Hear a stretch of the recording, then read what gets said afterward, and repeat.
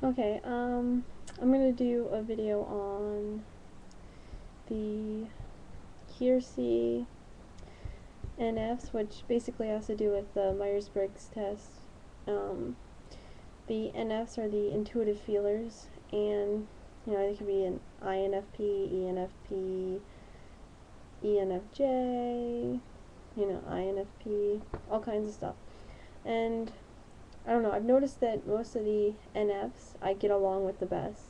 They're usually the people who are more into the intellectual pursuits, not necessarily the more technical stuff, but more of like philosophy and poetry and the arts and that kind of stuff.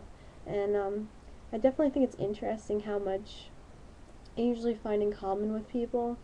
And I know a lot of people tend to think that the Myers Briggs is kind of crazy and stupid and like astrology or tarot cards, but I think that's pretty ludicrous.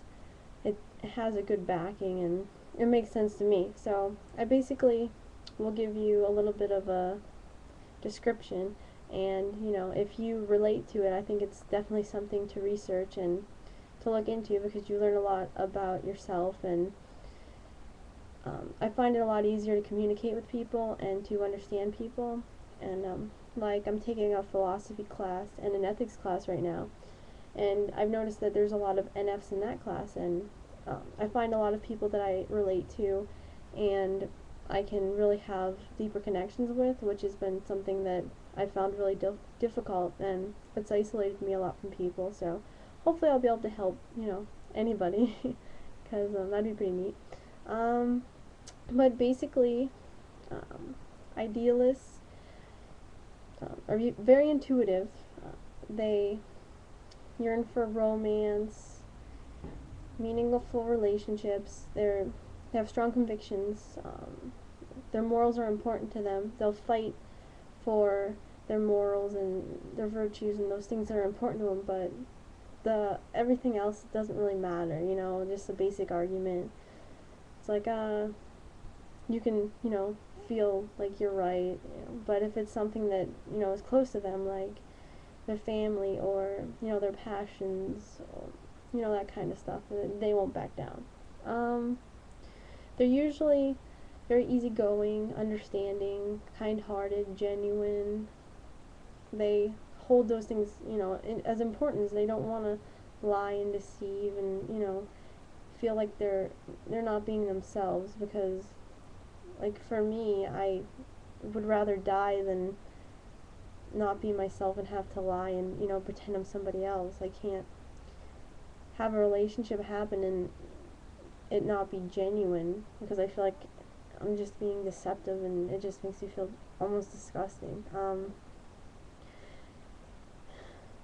It says that idealists are also intense people, intense mates, parents. They're very inspirational. They want to help better society. They feel like they have to give something back to the world, even if they don't understand why. They feel like it's necessary, like they owe the world something, even if they can't explain why or how. And even if society isn't that great, and like me, I always feel like I need to help people and make the world a better place, but then in the same side, it's this awful dilemma where I almost hate people, but in the same sense, I know that deep in my heart I'll always love and forgive them. And that's definitely something that I've seen. A lot of idealists seek peace and love and understanding. I guess like the whole hippie mentality. So usually, if somebody likes a lot of you know, peace and love and understanding, then they're usually NFs. Let's see. They're very focused on their personal journey and growing as a person and finding out about themselves and just gaining knowledge and trying to learn as much as they can to grow wiser, to help other people, to help themselves, to just grow. Let's see. A lot of the times you find NFs in journalism and like ministry, like let's see, Princess Diana, Oprah, Gandhi, you know, those kind of people are popular NFs. John Lennon, Eleanor Roosevelt. Let's see. Yeah, I probably should have thought this out a little better, but I would say that a lot of NFs just like to have close relationships and feel strong connections with just a few people instead of having a wide variety of friends that they go out with. Even though they might, I don't think that it's something that they feel particularly comfortable with and content with unless they have at least a few people that they can feel it, you know, at one with, because it seems like it's that whole connecting to the world and connecting to the world through people and, you know, just the beauty of it all. I'd say NFs are definitely abstract thinkers and kind of try to see the world for, you know, how beautiful it is. You know, it's like you can see how shitty the world is, but in the same sense, you know, you see the sunrise or the sunset or a new baby, you know, and you're like, even though everything might be, you know, horrible right now, there's always hope. You know, I can't give up. So I think that's definitely an NF tendency. I'd say a lot of NFs are teachers and just people with a lot of passion and drive. And I think it's unfortunate that NFs are usually the ones that get stepped on because they're so nice, because I think if we were able to change the world, we'd all have to unite in our own way. Like Rise Against the band, I can tell that, you know, the main singer is definitely an NF because it's like you can see that theme throughout all the lyrics.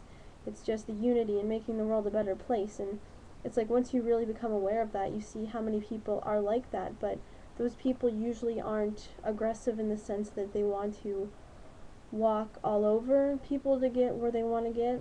So usually, like when it comes to management positions or politics, you know, that kind of stuff, it's hard to get a say, especially when you're an introverted NF, and a lot of NFs are introverted. You don't get very far. You have all these great ideas and aspirations and ideals, but you can't really get anywhere because you don't have, I guess, the desire to bring anybody down while you're doing it. And it seems like the amount of people who aren't NFs are willing to go to any basic route just to make it to the top, and so it's hard to fight fire with water, fire with love, because it just doesn't work, and then I don't know, it doesn't get far, sadly. But I think it would be awesome if, you know, NFs found a way to really harness their power together and, you know, start a sort of revolution, as lame as that sounds, because I think it's possible, but you just need to get a lot of, you know, enough people that can, you know, see the patterns that form and, you know, how close people can get and how, you know, we all do want a lot of the same things, and you're not alone, because it's hard to find as many people as NFs are, only, you know, 10 to 15% of the population. So, yeah, I don't know. I think that'd be pretty awesome if